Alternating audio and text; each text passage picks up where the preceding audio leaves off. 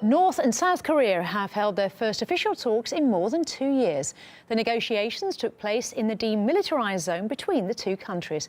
RT's Murad Gazdiev has been following developments. It went well, which is rare to hear these days when it comes to the Koreas.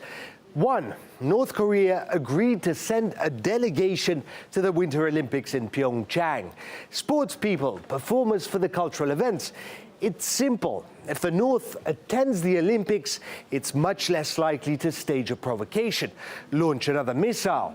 Two, family reunions. Relatives separated by the war that haven't seen each other for decades could be allowed reunions next month. And three, perhaps most importantly, South Korea has proposed face-to-face meetings between the North's and the South's military officials in order to de-escalate tensions at long last, ultimately to denuclearize the peninsula.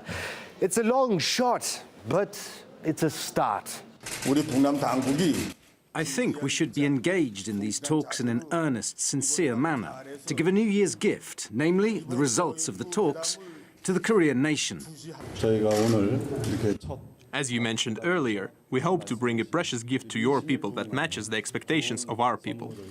It has been a chaotic year, from escalation to escalation, saber-rattling and childish rhetoric.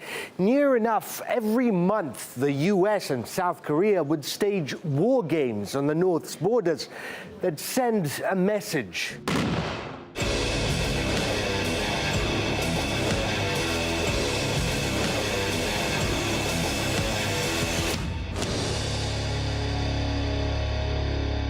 They even sent nuclear bombers to the North's borders. North Korea was no less provocative. It tested increasingly advanced ballistic missiles, staged suspected nuclear weapons tests, and it now reportedly has the capacity to hit mainland United States. And Kim Jong-un has boasted he has his own button on his desk as part of whose button is bigger contest with Trump.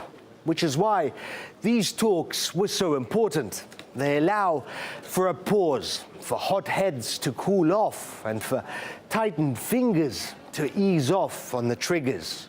I think it's a step back from a military solution because there is no military solution other than death and destruction of hundreds of thousands or 1 million people or more. In the long run, both sides would benefit from peace, whether there are people within each government that have an objective to maintain this conflict, to maintain the battle state. There probably are. However, so it's hard to say, put North Korea into one camp.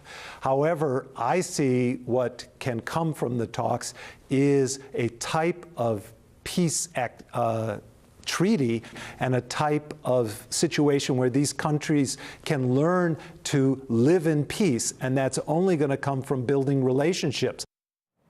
The latest talks follow months of saber-rattling between North Korea and the US. However, Donald Trump claims it was his aggressive attitude towards Pyongyang that made the diplomatic breakthrough possible.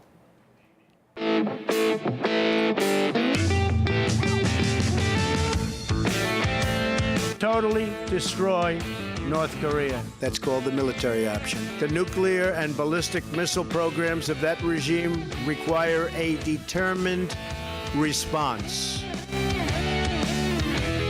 Little Rocket Man, he is a sick puppy.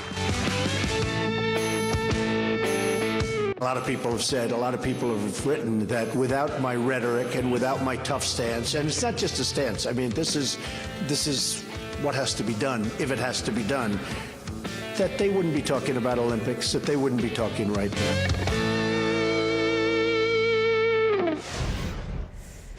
Well, to discuss this further, we're now joined by Jim Jatras, former US diplomat. Jim, thank you very much indeed for joining us. Well, as we've just heard, there are some key breakthroughs on upcoming military talks, Olympic attendance and family reunions. But how significant is this for North and South Korea? Kate, I think it's hugely significant, and maybe we will have a happy new year. I think this is very, very welcome news that there is a constructive dialogue going on between the two Koreas, and I hope something comes of it. I mean, when all's said and done, the political arrangements on the peninsula between the two countries are paramount here, and if they're talking, I think that leaves a lot less room for other countries, notably the United States, to complain about things.